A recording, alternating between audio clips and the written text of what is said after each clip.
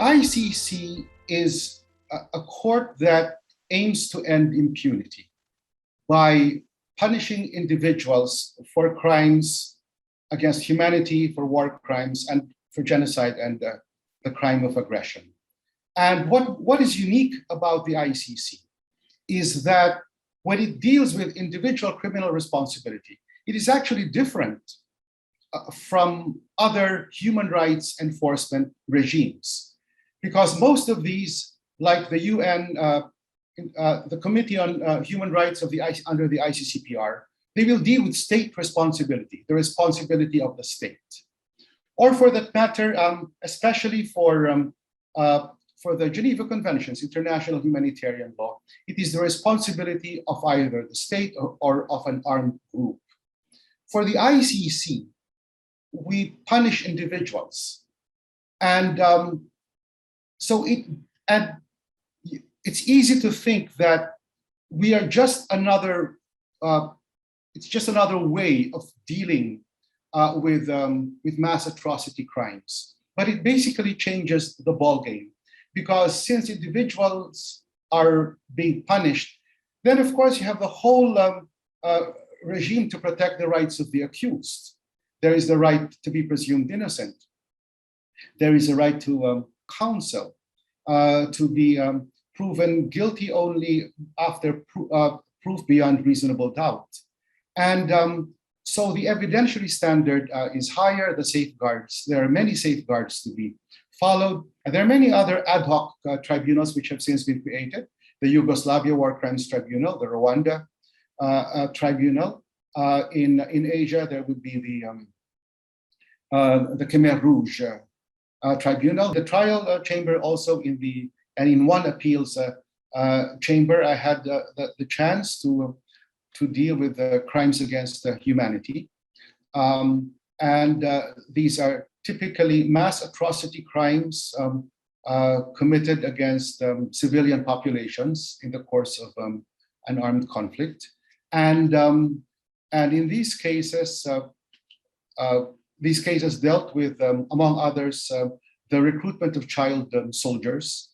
The boys abducted typically on their way to school and used as soldiers for fighting.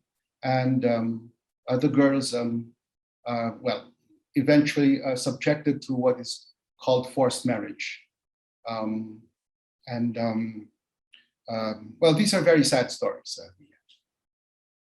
It's actually part of the crime of the conscription of child soldiers. Upon their capture, upon their abduction, they are typically subjected to what I can most innocently refer to as some sort of reorientation. They are told that you are no longer a child, you're now a soldier. You must forget about your family, we are your new family.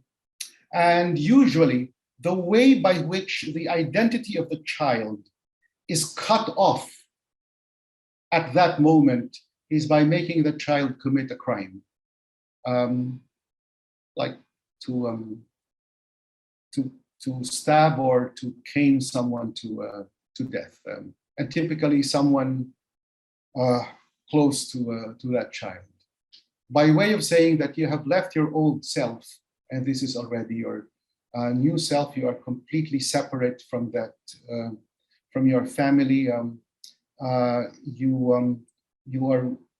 owe them no obligation. You belong to us, and you have to think like us. So that for me is quite a typical scenario for the child soldiers. Oh, there is also some rituals. They will perform some quasi-religious rituals.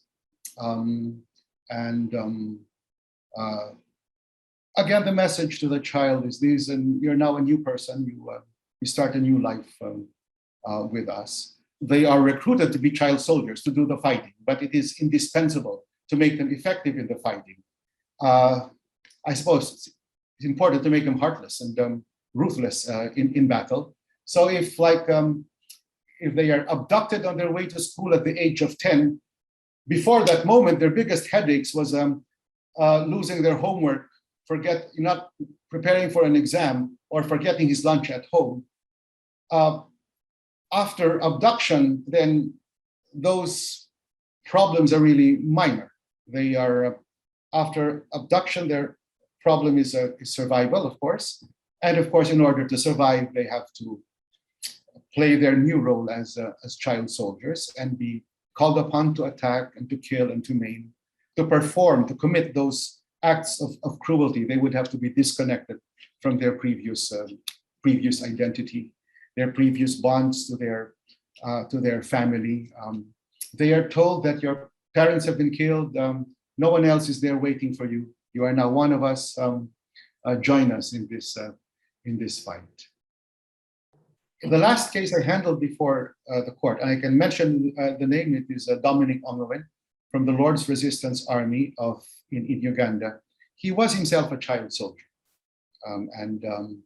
but he rose through the ranks and became a commander. So just to show you also the dynamic of a child soldier basically becoming part of fully embracing the new group to which he was brought into.